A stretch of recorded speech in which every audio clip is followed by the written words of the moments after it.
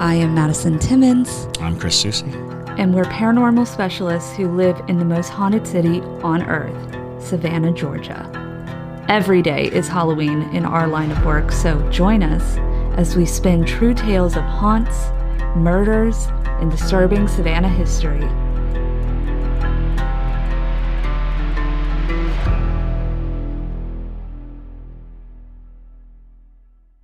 I'm Madison. I'm Chris. And welcome to the most haunted city on earth. Hello, and welcome back to another episode of the most haunted city on earth. My name is Madison Timmons. I'm Chris Soucy. And I'm JT Timmons. Oh, shoot, I almost trampled right over you. I know, what the heck? It's weird. Well, you're not there. Yeah, you're not there, so I'm not looking at you. And here we are. We're here. It's early, and we're talking about ghosts. He's here. He's just behind all his tech gadgets now. Yeah, it's going to start getting more and more technical, y'all. Tech. Yes. I was just telling Chris we got a good part of the new Blackmagic studio. So live streams are going to start looking just sexy and sexier than they already have been. And it's going to be wicked. We're going to be doing some more public live streams, some more Parajunkie live streams. So it's going to be awesome. People love the live streams. So, yep. All right, Madison, what we got? So we have Ghostmail first and foremost for today. But before we get into all of our spooky mail, we are going to do a little bit of announcements. So JT, tell us about our new Parajunkies. Yeah, for sure. I would love to thank our new Parajunkies. I would love to thank Melissa May Thayer, Laura Bennett, Lisa Herrera, Michaela Gowans, Laura Swink, Naomi Beckerink, Shannon Smith, and Riley. Thank y'all so much for becoming Parajunkies. We're excited to get you all the cool stuff, all the exclusive stuff, and zero ads always. And what a time to be a Parajunkie, especially if you like Hawaii. You're not going to Hawaii, but I was like, well, what do we have for them? I know, you got to allude to it like that. You're not going to Hawaii. Well, I mean, on your own you can, absolutely. You can, There's nothing stopping you from buying a ticket. But not today. But... Not today. We are not giving away trips to Hawaii. No paradise for you. But if you want to go virtually, we are going to be doing a lot of exclusive content over in Hawaii because JT and I are going to be there. Yep. As of when this episode is airing, we will be on a... 1 week. No. This will be 1 week from when we go to Hawaii.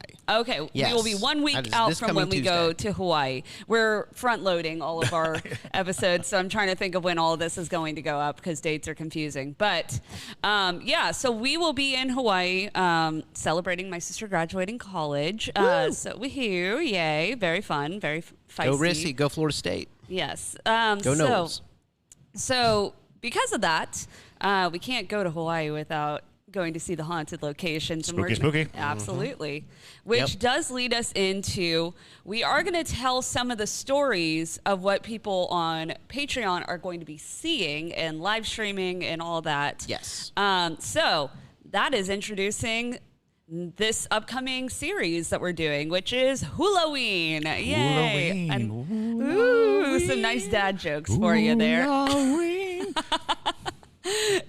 So we're going to be telling all of the Hawaiian fun, spooky stories and lore and all that. So we've got everything from demon corpse-eating cats to night marchers to weird murders happening in this one road area. Oh, right, yeah. Yeah, so we've got a lot of stuff to talk about. So that'll be a 5-episode series. Small islands, big ghosts. Lots of them.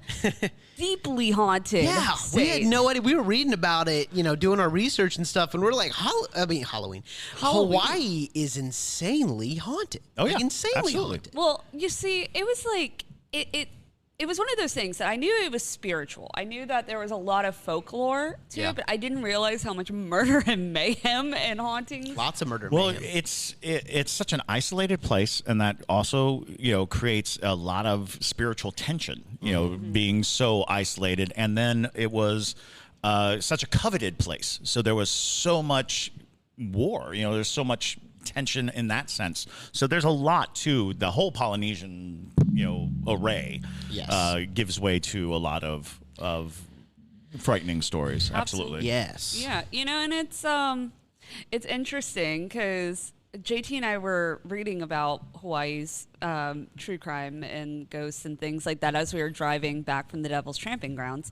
And you see, it was one of those places that we're like, you know what? It kind of makes sense. It's the perfect place to be a serial killer because there's so many people who go there for a vacation. Right. Yeah. Transient. It's all transient. It's so transient. And lots of sharks to eat bodies. It's true. All right. So, Halloween will start this Saturday. And with a From One to Wicked episode on a very evil entity. The Kasha. And then we're gonna have a little bit of a true crime fusion episode. We're gonna have a 2-part episode. It's gonna be wild. Like, we have this thing planned out to the teeth. So become a parajunkie if you want to actually see us there, showing you the things we talk about. Hopefully, that's we don't basically die. the idea. And then last announcement. Then we're gonna jump right into Ghostmail. But Friday the 14th is a very, very special day. Friday, July 14th is a very, very special day for this podcast because we will be having a special guest on the show. Her name is Robin, and the Rainbow Connection, which is basically like Make-A-Wish, reached out to us and said she's a big fan of the show. She and her sister, and she's taking a very special vacation here to Savannah to see the most haunted city on earth, and we're actually going to have her on the show, and we're going to talk to her about some things. So her name is Robin, and it's really, really, it's going to be such a cool episode. I'm very, very excited for that, and so we're doing a special filming of that Friday the 14th, and then that will be up for Tuesday. Very nice. For the public. Yes. I should have the Black Magic Studio set up fully by then, so I believe we can just press a button and start live streaming. So I'll most likely be able to live stream, but we'll let you know. But that's going to be awesome. So you want to do some ghost mail? Absolutely. Dope lettuce. Oh, Don Nielsen commented and said, "Hey guys." Hey. Hello. We're so weird. That's why they listen, right? I know. Yeah, we're strange. All right, jumping right into the ghost mail with actually somebody that has taught JT filmmaking and is a friend of Chris's, Bear Brown. Bear! What? Yeah. Love Bear. Bear sent in some ghost mail? He did. Yes, Bear. Yes, oh my gosh. So Bear was a cinematography professor at SCAD, and he was on my board for when I was graduating with my master's at Savannah College of Art Design, and he helped me pass the flying colors. So, he taught me a lot. He's a really, really great dude. Really great dude. Everyone loved him. And we worked on several projects together. He's a good friend of mine, and Bear is awesome. And funnily enough, he kind of looks like a little bear. Oh, just a little bear. All right. So let's do it. I'm excited to hear this ghost mail. all right. Hola, Madison and my brother from another mother, Chris. JT, not to leave you out, keep up the nonstop productions, both live and digital. Thank Who you. knows, I might join y'all. Haven't lost the southern vernacular on one of your excursions. I was wondering if you come across of people who are protected by spirits. For lack of a better term, there is an urban legend of an old woman about to be attacked by a gang, but when they saw a giant figure standing behind her, or even the story from the Bible where Elisha? Is that a Bible figure? I did not know that. No, I didn't know that either. Elisha. Elisha. Yeah. I'm going to have to look that up. Is surrounded by an army of angels.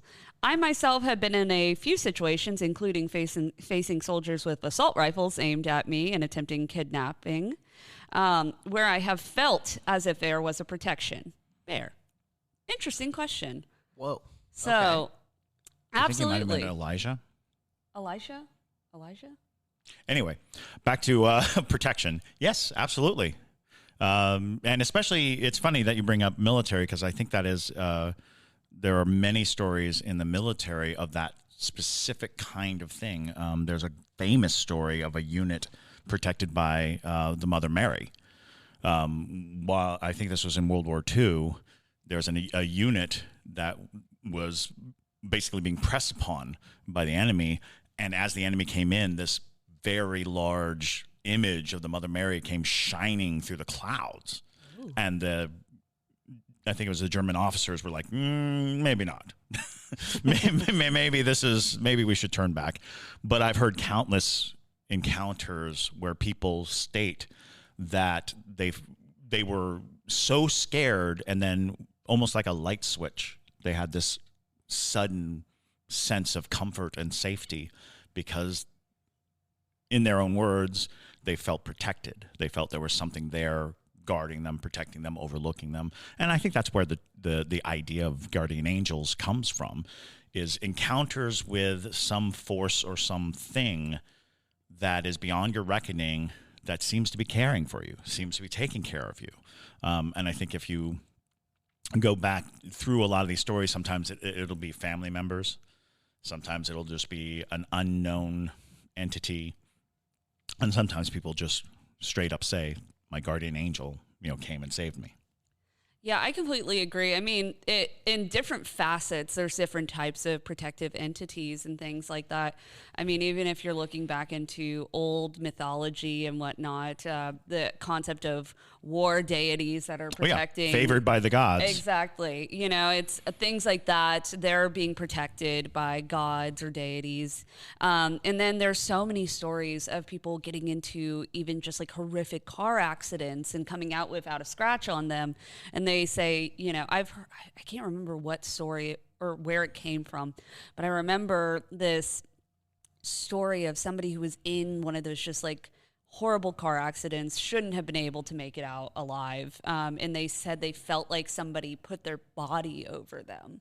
Oh. And almost was shielding them from all the rubble and, piercing glass and metal and things like that. And they came out of the car wreck with like basically minimal scratches and things of that nature. You hear so many stories of these, and I think a lot of them, the most common would be your spirit team, if you will, your guardian spirits, your entities that are there to keep you around, basically, to continue fulfilling what you're supposed to be doing in this plane. Yeah, something that was, when I was growing up, I lived in Italy, and we went to this chapel shrine on top of a mountain, and we're going up the stairs because there were two paths you could take. You can go up the stairs to it, or you could crawl on your knees up like this jagged rock path. Oh, no. And we'd go by, and there are people crying, their knees bleeding, coming up this path. And we're like, oh, okay. Little kid going, what? And we get to the top, and they tell us the story. And the story was that a man, a thief, was being chased by the authorities, and he ran up to this cliff. And as he got to the edge, he fell off the cliff.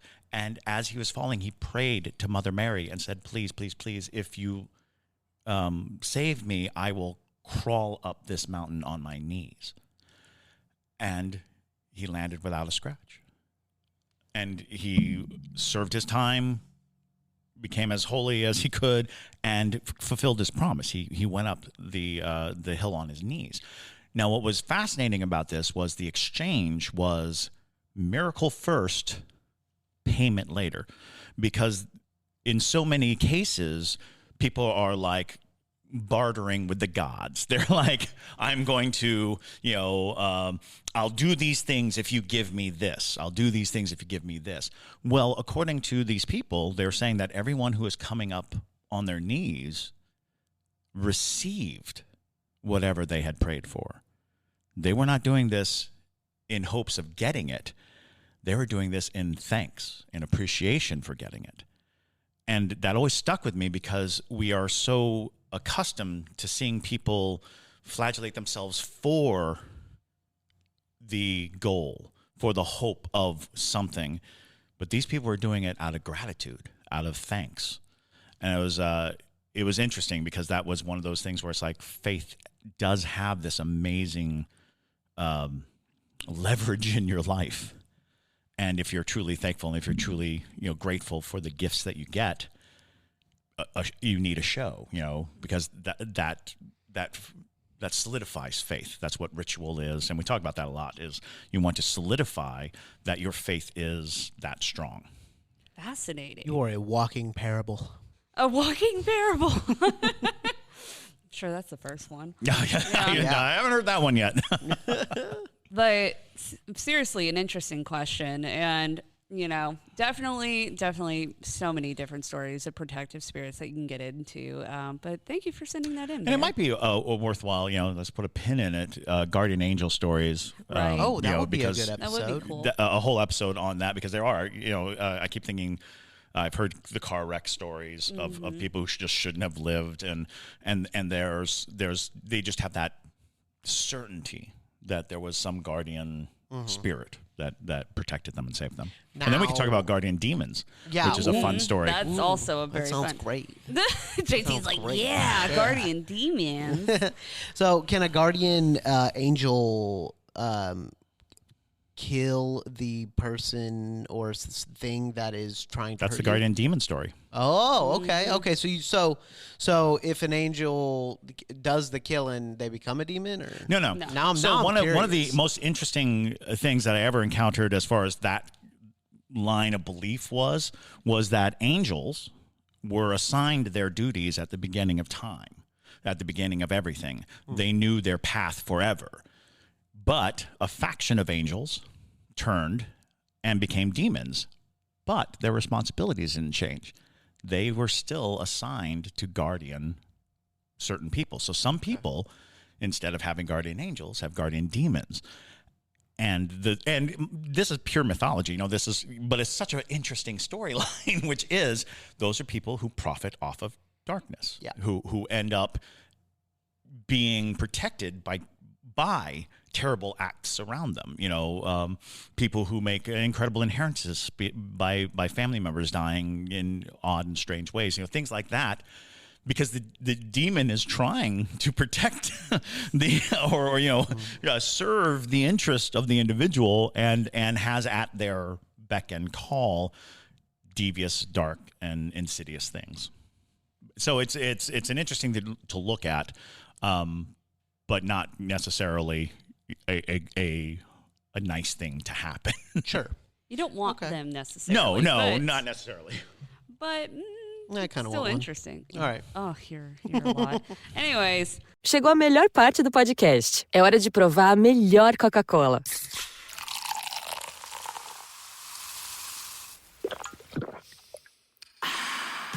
A Coca-Cola sem açúcar. O sabor irresistível da Coca-Cola, sem açúcar e igualmente refrescante. Coca-Cola sem açúcar. A melhor escolha. So our next one comes from Emily. Ghostmail, ponderances, and so much more. Hello, you wonderful three. My name is Emily Carswell. I am a huge fan of Most Haunted City / Savannah Underground podcast. I have been binging it for months now since the beginning. I have learned so much from this podcast, and I thoroughly enjoy it. Thanks, Em. Thank you so much. Yeah. There are so many spooky stories I could tell from my life. I have a partner that does not believe in the paranormal so far in his life, claiming he has never had any experiences that can't be explained by normal occurrence. Ooh. This has not been the case in my life. I feel you on that one. I grew up with a stepdad that was a wool in sheep's clothing in a sense. I won't delve into that, but will say he was a horrible, abusive man that worked most times as a pastor of numerous churches throughout my life. He would let us watch horror movies growing up, claiming, especially the ones about demons, that they gave us the knowledge we needed for our lives.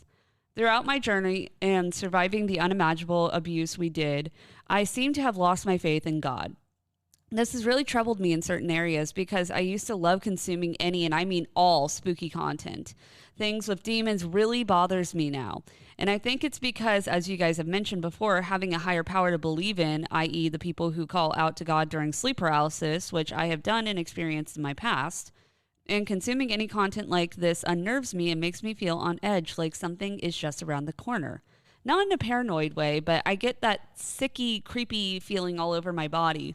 I am very susceptible to spirits and energies. So sometimes this really bothers me. Any tips? For example, watching Zach Bagans' Haunted Artifacts show has really creeped me out. And not in the fun adrenaline way, it made me feel more genuinely daunted. Just a scary story from my childhood. We lived in a parsonage, a pastor's home owned by a church for those who might not know, in Sedalia, MO. So that's Missouri? Missouri. Yeah. When I was about 11. My stepbrother, also 11, had come to visit. One summer night, we went to bed. I slept on the bottom bunk of a futon bunk bed. Adjacent to me was my brother's room. Where I lay in bed across the room was a big window. Under the window sat big bins of my sister's and I's toys. We still played with Barbies, etc. at this time. I remember vividly feeling just ungodly fear and unnerved out of nowhere. Then a small dark figure the size of a child darted out from under the windows, across my room and out the door and into my brother's room. He started to scream and saw it too. My parents came running in, of course, and we were both so scared. I had blocked the majority of my childhood, especially the teen years, out due to trauma, but I think that it was so intense that my brother and I both saw whatever the creepy figure was. Thanks for your time and for reading. Keep up the amazing work of sharing stories and truths about the paranormal. I feel like I know you all so deeply because of this podcast. I vacationed in Savannah before, and I felt so immediately connected to the city. I loved it and hope to return someday. Best wishes, Emily. Wow. Oof. That's an awesome one. That is. Yeah, that's incredible. I think at the start, we should probably say evil is a human trait. We throw the word around a lot, but it only dwells in humans. Humans are the source and the perpetrators of evil. And the irony is, it's true. When you watch a horror movie, you are preparing yourself in a lot of ways because there's safety in watching a movie. The things on the screen will not harm you, but we get to be scared and we get to feel what fear is without the threat of the thing. Having a bear maul you will teach you fear at great cost of life and limb. Watching someone get mauled by a bear on a TV show gives you the anticipatory notion of it. So when you're watching a show or when you're watching something that involves or is around scary objects or scary stories or anything like that, you can treat it as a training exercise. That's part of the reason why we like roller coasters.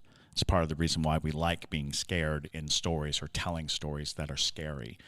It's because it is a mechanism inside of us saying, I need to be prepared for when the terrible things happen. And in your case, terrible things happened. And now it's the reverse. You're not seeing something in preparation. You're seeing something that reminds you. Mm-hmm. And there comes a point when the balancing act of our lives is how much of the trauma that we carry are we going to continue to allow define us? And there are ways around it, of course, and there are paths through it. And I'm sorry that you went through the trauma that you did. Yeah. But the supernatural elements of our lives are oftentimes very attracted to the trauma of our lives.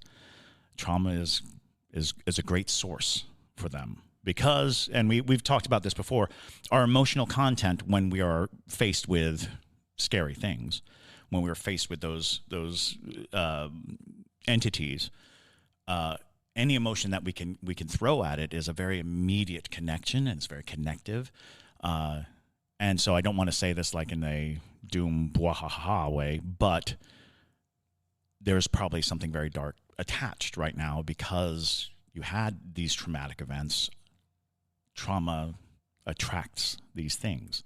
So just, be aware that maybe the unease you feel is that there might be something dark around you that feeds on the communication.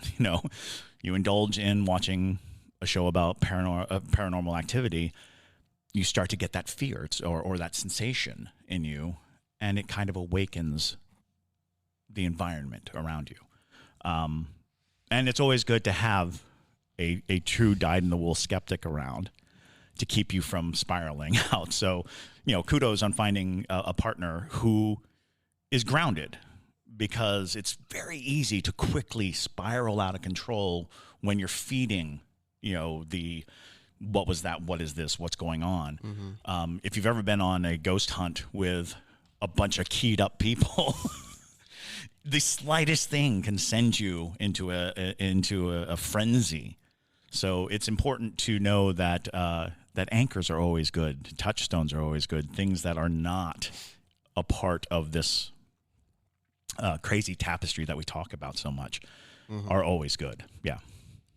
And I think it's important to note too that a lot of times when you have deep trauma that forces you to be afraid of the environment where you are living, it makes you heightenedly aware Absolutely. of things. And so I can understand why it would make you unnerved, because you said you were already sensitive to spirits and whatnot. And then when you take that now gained ability to be heightenedly just perceiving everything around you, because that was how your body and your mind were able to survive through what you've been through, it makes sense that you would be more perceptive to these things. But don't be afraid of a lot of it as well. Because at least from my experience, most of the time, they're just existing around us, and it's not necessarily out to get you. I know that's hard to unlearn, especially growing up in a deeply religious household. You're taught that anything that is supernatural a lot of times is evil, and you do not engage with it, or you need to learn how to combat it. But not everything is out to get you, I promise. So, yeah, even these entities that we speak of evil are their goal is different than we assume it is, because we assume it's about harm, but it's really about that connection and that connectivity. They want to continue, and their goal becomes, what can I do to have this connection? Right. If it's being scary, because that's connecting us, the fear feeds me, so I'm going to keep making it scary. And they develop into darkness and develop into these dark things. And yeah, it's weird, because I always say I'm not sensitive, I'm hypervigilant. Yeah. I'm not. So like I will actually literally see things, but it's not by an extra sense. It's by a almost guarded sense of what's going on. So my perception has become so sharp to what's out of place, temperature changes and things like that, mostly because I'm scared, mostly because I'm really, really scared. And that puts me in a mindset of, what's that? What's this? What's this? What do I hear? What do I see? And so I'm not having extra perception. I'm having what's barely perceptible is more obvious to me. So, yeah, I would say that it's there's no such thing as don't be afraid. Right. Like it's great advice. Don't be afraid. Yeah. It does. I'm terrified of clowns. So you put a clown in front of me, I'm going to inside be like, "Ah!" And everybody's like, well, don't be afraid. It's just a guy in makeup. I'm like, I know that. I'm perfectly aware that it's a man in makeup. It doesn't change anything. I have an irrational fear of it. And so it's not a switch that you turn on and off, but it's good to rationalize. It's good to have that, you can, in the back of your head, be going, don't be afraid, don't be afraid, don't be afraid. It doesn't keep you from being afraid, but it helps navigate what scares you, and maybe take a closer examination of what it is that really scares you. Like I have a repressed. I literally had to go to a therapist and have a repressed memory of a clown brought out, because I never knew exactly why I was afraid of a clown, but when I learned, I was like, oh, that makes a lot more sense of why I'm so irrationally afraid of clowns. Because clowns are scary.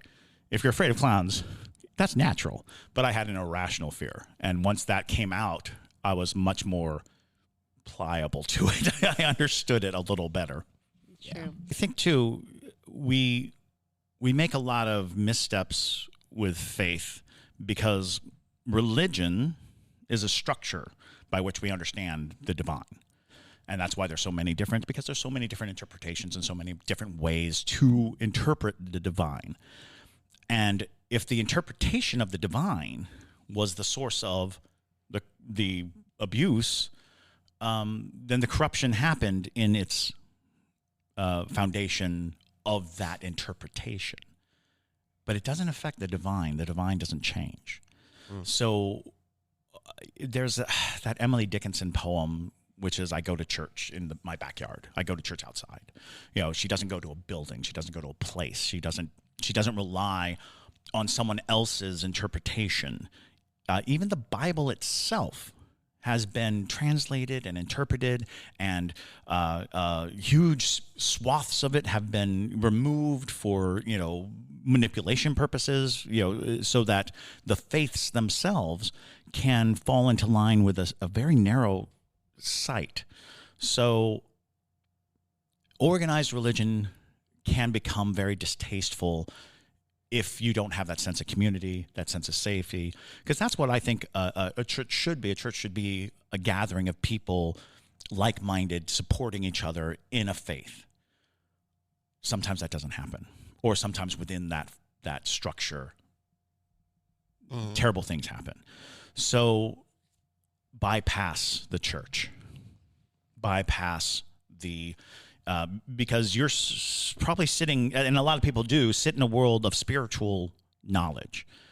They understand that there's a spiritual world around them, but they feel forsaken by the organizations that were supposed to guide them through it. So it's important to acknowledge, however you want to, these powers or these things.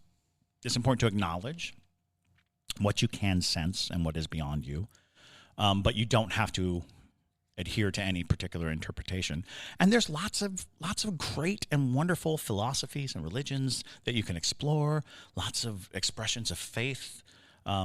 Any act of creation is a divine act. So, if you want to write things, if you want to create things, if you want to tell stories, make music, do anything that brings something into the world that wasn't there before, that's a divine act. So be a part of a ready-made and continual thing, because that's such a tough question.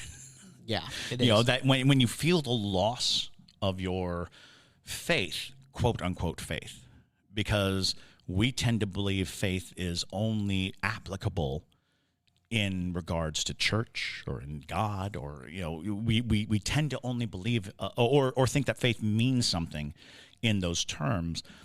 But faith can be very localized and very personal, and it does not have to be something that you share with everyone. Not everyone has to agree. Your personal faith is your faith.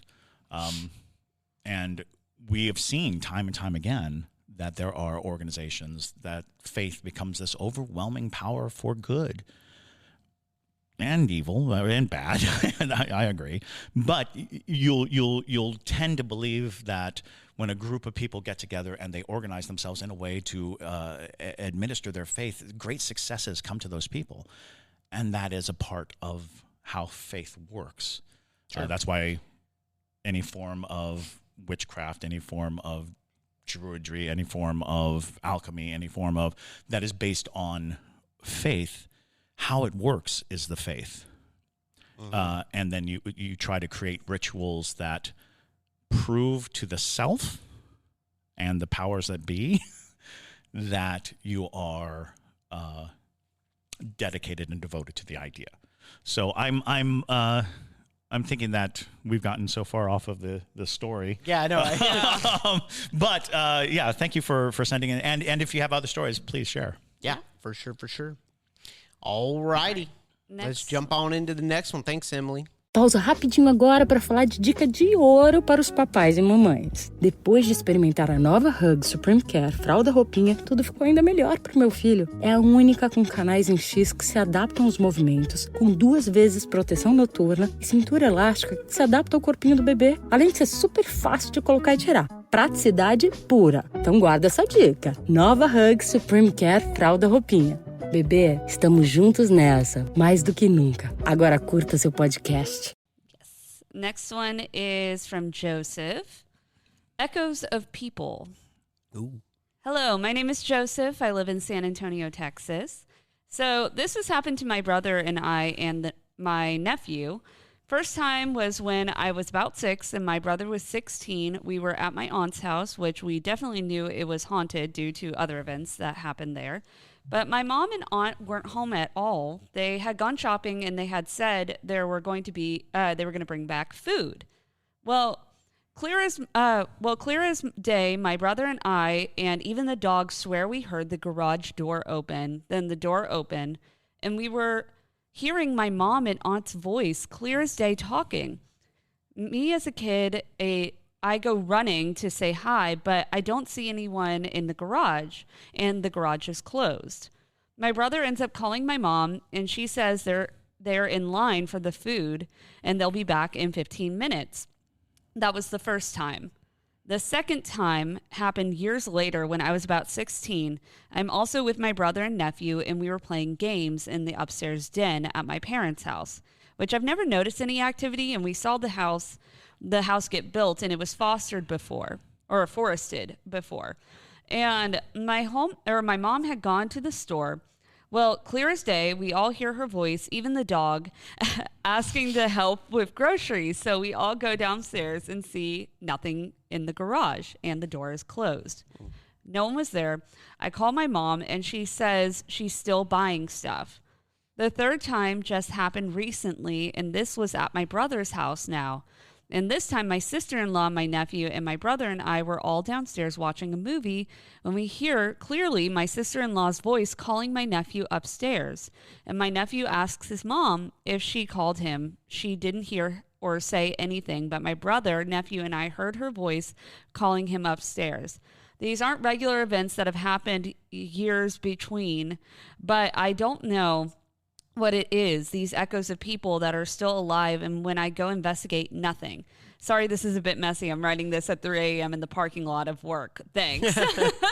Well, so would that be clairaudience? That sounds like a mimic to me. It sounds like somebody's got a... No? Oh. Really? I don't think so. And I only say that because of the direct interactions that are happening in between.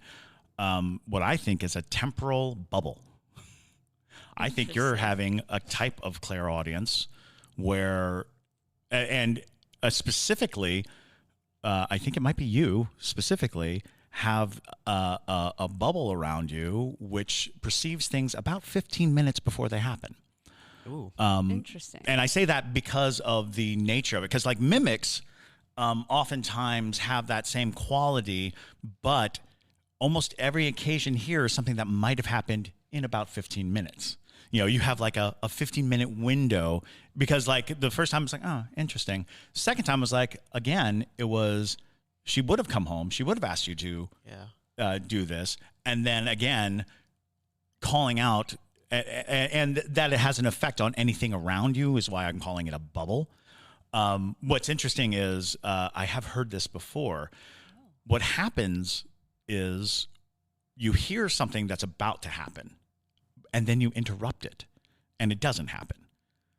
For instance, your aunt calls your nephew. Then you say, hey, were you going to call? Or did you just say something? And she says, no, you've interrupted the because the communication is now set up. Now she doesn't have to call to the nephew. Like Final Destination Light, almost. Almost. Yeah. You know, you've interrupted the activity. You know, your mom's coming to ask you with the groceries. You call her, and she's like, I'll be home soon. She has had the communication with you. She doesn't have to say, help me with the groceries, because you now have a communication saying she'll be home soon, or she'll be home in 15 minutes. That kind of thing. And the only reason I know this is because I had a friend who went through something like this. He talked about it all the time, is that he would hear these things, but they weren't out of the ordinary, because usually, like, a mimic is trying to get you to come to you. Right. It's trying to entice you into something. Hey, come down here. Hey, I need this. Hey, come down here. And you get this sensation of unease. You know, you almost always recognize a mimic as, I heard it, and then something inside me said, oh no, that's not it. I usually equate an unease with your very primitive fight or flight sensation being triggered by the fact that that's not right. You know, because you always hear this one, like where they'll see someone that they know, and then as they're walking towards them, they're like, oh, wait a minute. You know, you know, the doppelganger situation. But I think this kind of thing, and I the temporal bubble, I totally made up with my friend, because I was trying to explain to him. Sure. I don't think, because he thought it was haunted. He thought it was ghosts, but it was always someone he knew. It was always something very, you know, trivial. Yeah. It wasn't some big, it wasn't like, the car is going to, you know, we're going off the road, save us. You know, it was always something very casual. And it was oftentimes like his father announcing that he's home. And it would be like 20 minutes before he showed up. And he was like, am I psychic? Am I, you know, do I, you know, will I be able to like get lottery tickets? I was like, I don't think that's how that works. I just think that you have this ability, as unhelpful as it is, to randomly hear 20 minutes in the future, you know, and it's never anything important. It was never anything pressing.